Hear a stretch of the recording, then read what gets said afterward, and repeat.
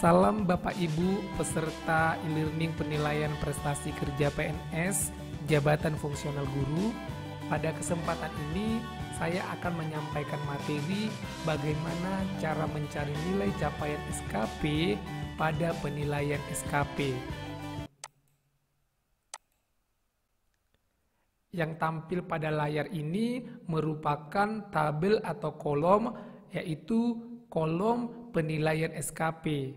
Ada kolom nomor, kemudian ada kolom kegiatan tugas jabatan, kolom angka kredit, kemudian kolom target, kemudian kolom realisasi, kolom penghitungan, dan kolom nilai capaian SKP. Kemudian nilai capaian SKP pada baris paling bawah ada nilai dan kategori nilainya. Nah, bagaimana cara mencari nilai pada kolom penghitungan dan nilai pada capaian SKP, pada kolom capaian SKP, kemudian nilai pada nilai capaian SKP pada nilai terakhir atau pada nilai akhir. Kita akan membahas bagaimana cara mencari nilai pada aspek kuantitas atau aspek output, kemudian nilai pada aspek kualitas mutu, kemudian kita akan mencari nilai pada aspek waktu. Kita contohkan pada kegiatan tugas jabatan yang pertama, yaitu merencanakan dan melaksanakan pembelajaran, mengevaluasi dan menilai hasil pembelajaran, menganalisis hasil pembelajaran, melaksanakan tindak lanjut hasil penilaian pembelajaran. Pada kolom target, kuantitas atau outputnya direncanakan 2 laporan, kemudian kualitas mutunya 100, kemudian pada target waktunya 12 bulan. Pada kolom biaya, di sini dikosongkan karena tidak ada biaya yang spesifik dianggarkan oleh sekolah untuk kegiatan merencanakan dan melaksanakan pembelajaran. Kemudian realisasinya, di sini contohnya realisasinya 2 laporan pada aspek kuantitas atau output, kemudian realisasi pada kualitas mutunya 79 dan realisasi pada waktu yaitu 12 bulan, kemudian biaya realisasinya kosong karena tidak ada dimuat pada kolom target. Kita masuk pada pencarian nilai pada aspek kuantitas atau aspek output pada kegiatan tugas jabatan, merencanakan dan melaksanakan pembelajaran. Rumus pada aspek kuantitas atau aspek output adalah RO per TO dikali 100. RO adalah realisasi output, TO adalah target output. Misalnya pada contoh aspek kuantitas atau aspek output, targetnya 2 laporan dan realisasinya 2 laporan pada kegiatan tugas jabatan, merencanakan dan melaksanakan pembelajaran. Maka RO per TO dikali 100 sama dengan 2 per 2 dikali 100 sama dengan 100. Jadi nilai aspek kuantitas atau aspek output yang sudah kita cari berdasarkan rumus adalah 100. Kemudian kita masuk pada aspek yang kedua, yaitu aspek kualitas pada kegiatan tugas jabatan, merencanakan dan melaksanakan pembelajaran. Rumus aspek kualitas adalah RK per TK dikali 100. RK adalah realisasi kualitas, TK adalah target kualitas. Contohnya pada aspek kualitas ditargetkan 100, kemudian realisasinya 79.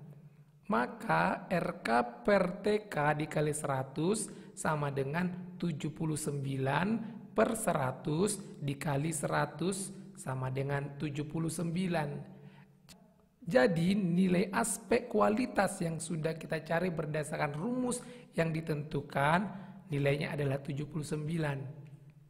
Berikutnya kita masuk kepada aspek waktu. Kita akan mencari nilai aspek waktu pada kegiatan tugas jabatan, merencanakan dan melaksanakan pembelajaran. Rumus aspek waktu sama dengan 1,76 dikali TW dikurang RW per TW dikali 100. TW adalah target waktu, RW adalah realisasi waktu.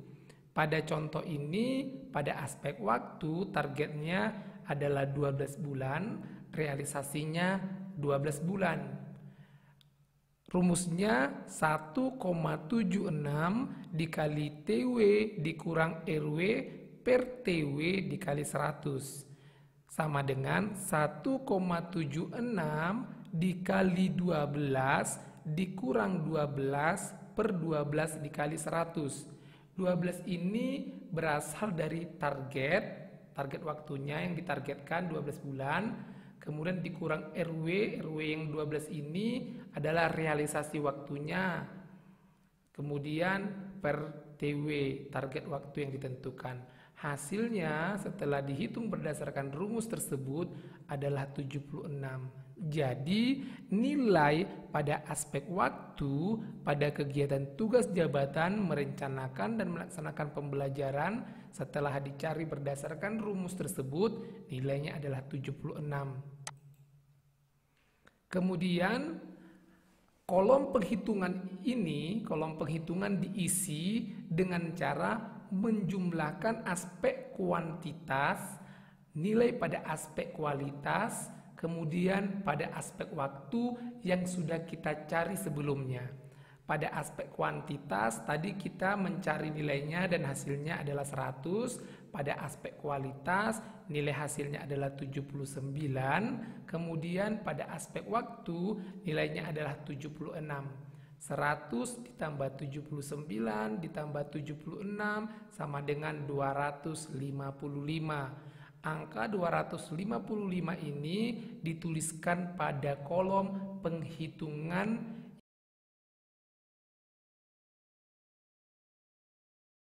kolom nilai capaian SKP diisi dari 255 per 3. 3 ini asalnya dari 3 aspek yang sudah dicari nilainya dan ditambahkan, yaitu yang pertama ada aspek kuantitas, aspek kualitas, kemudian aspek waktu. Ada 3 aspek yang dinilai, makanya per 3.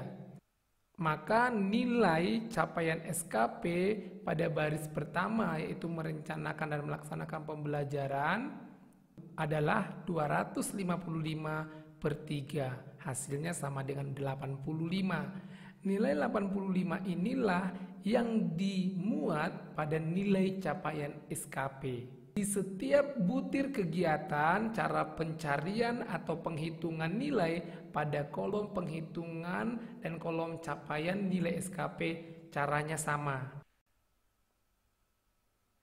Setelah kolom penghitungan dan kolom nilai capaian SKP sudah terisi, kemudian kita akan mencari nilai capaian SKP terakhir. Nilai capaian SKP dicari dari merata-ratakan semua nilai capaian SKP, kemudian ditambah kreativitas. Pada contoh tersebut hanya ada kegiatan pada tugas jabatan, tidak memiliki tugas tambahan atau kreativitas, maka dirata-ratakan nilainya dapat hasil. Kemudian bagaimana jika seorang guru memiliki tugas tambahan atau kreativitas? Contoh tugas tambahan atau kreativitas yang dimaksud pada SKP tersebut adalah tugas tambahan atau kreativitas yang dilakukan oleh guru, tetapi kegiatan itu tidak ada tertuang pada lampiran 1 Permenpan. Misalnya, si guru tersebut ditugaskan menjadi bendahara Dana BOS. Tugas tambahan menjadi bendahara Dana BOS tidak ada pada lampiran 1 Permenpan.